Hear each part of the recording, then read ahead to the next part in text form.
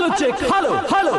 जी हाँ, श्री श्री 108 सरस्वती पूजा समिति डीजे राजकिशोर घर कहाँ है? अनुरोध है कि डीजे पर धीरे धीरे कमर हिलाना है, क्योंकि डीडी प्रोडक्शन का गाना आप सबों के बीच आ गया है। तो जी हाँ, धीरे धीरे कमर हिलाना है। Hello check hello hello.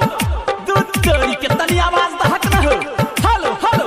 जी हाँ, श्री श्री 108 नवयुवक सरस्वती पूजा समिति आप तमाम ग्रामवासियों का हार्दिक अभिनंदन करती है और करती रहेगी। आइए मेरे साथ बोलना है सरस्वती माता की, बीना वाली मैया की।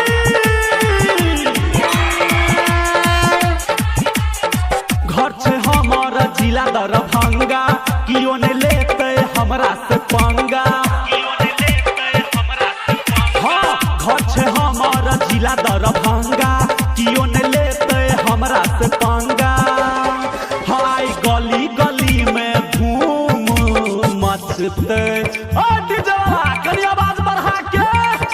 कोई नहीं बचते भसान में सब नचते, कोई नहीं बचते भसान में सब नचते, कोई नहीं बचते भसान में सब नचते, कोई नहीं बचते भसान में सब नचते।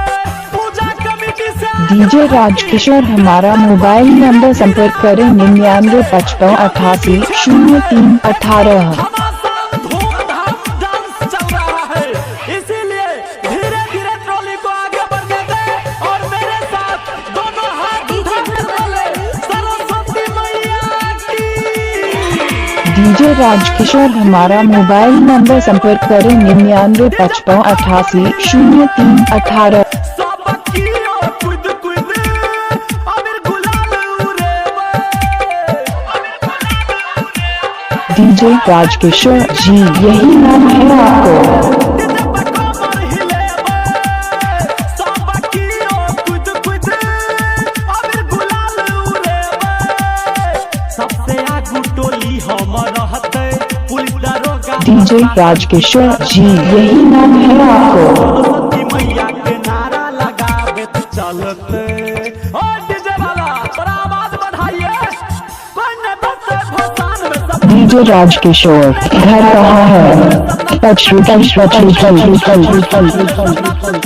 कोई नहीं बचते भसान में सब नचते। पूजा कमेटी से आग्रह है कि सरस्वती मैया के भसान में भोजपुरी गाना एकदम नहीं बजाना है।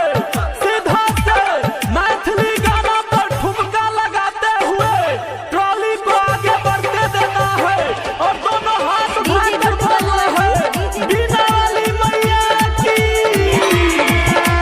दिन भर मूर्ति घुमेवे। क्या नाम है आपका? डीजे राजकिशोर जी बैठ के चरण कमल में मां संगे फोटो खींचेवे। क्या नाम है आपका? डीजे राजकिशोर जी दिन भर मूर्ति घुमेवे, रात में जाको भसेवे। बैठ के चरण कमल में मां संगे फोटो खींचेवे। रहते धर्मवीर धुरंधर यादव, साथ में बउआ ओम प्रकाश राघव। आ डीजे गुड्डू प्रसादी सब भक्त के बांटते। ध्यान रखे प्रसादी छुटबाक नहीं चाहिए। कोई नहीं बचते भसान में सब नचते।